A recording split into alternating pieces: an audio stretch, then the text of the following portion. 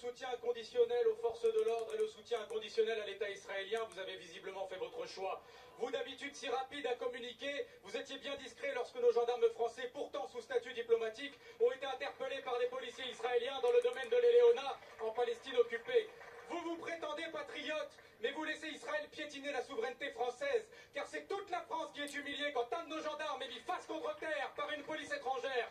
Vous qui vantez d'ailleurs la défense des chrétiens d'Orient, vous validez par votre silence qu'un lieu de pèlerinage chrétien soit bafoué. Et pendant ce temps-là, que de bruit et d'énergie de votre part pour une simple banderole au Parc des Princes. Don Quichotte sans convoiter les moulins, Retailleau s'en prend à des tifos en disant hypocritement « pas de politique dans le sport ». Mais c'est pas que vous ne voulez pas de politique dans le sport, non, vous ne voulez juste pas de la Palestine. Car quand c'est la Palestine, vous dénoncez ce que vous présentez comme un message de haine, mais vous étiez bien content quand le Vélodrome ou le Stade Boller était aux couleurs de l'Ukraine. Pour empêcher toute opposition au génocide à Gaza de s'exprimer, vous criminalisez abusivement à tel point que le Comité des droits de l'homme de l'ONU a dénoncé votre instrumentalisation de la lutte, pourtant légitime, contre l'apologie du terrorisme.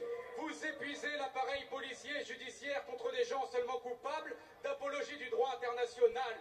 Et si vous n'avez pas la même fermeté envers les organisateurs du gala Israel is Forever, dont les responsables appellent pourtant à l'éradication de Gaza, à l'extermination de sa population et à la colonisation, c'est précisément parce que vous les soutenez et que par conséquent, vous n'êtes pas seulement passif, vous êtes complice du génocide en cours. Emmanuel Macron et Michel Barnier, n'oubliez pas jeudi, pendant que vous applaudirez l'équipe représentant un pays qui commet un génocide, n'oubliez pas qu'à Gaza il n'y a plus de terrain de football. Et pourtant, l'équipe israélienne tire quand même, mais dans la poitrine des enfants. N'oubliez pas qu'en Palestine comme au Liban, les frappes sont aériennes et qu'elles massacrent des innocents. Il ne sera jamais ni normal, ni moral, ni même raisonnable d'accueillir les bras ouverts Israël en plein génocide. Qu'allez-vous faire dans ce stade? Et pourquoi n'interdisez-vous pas ce match ainsi que le gars?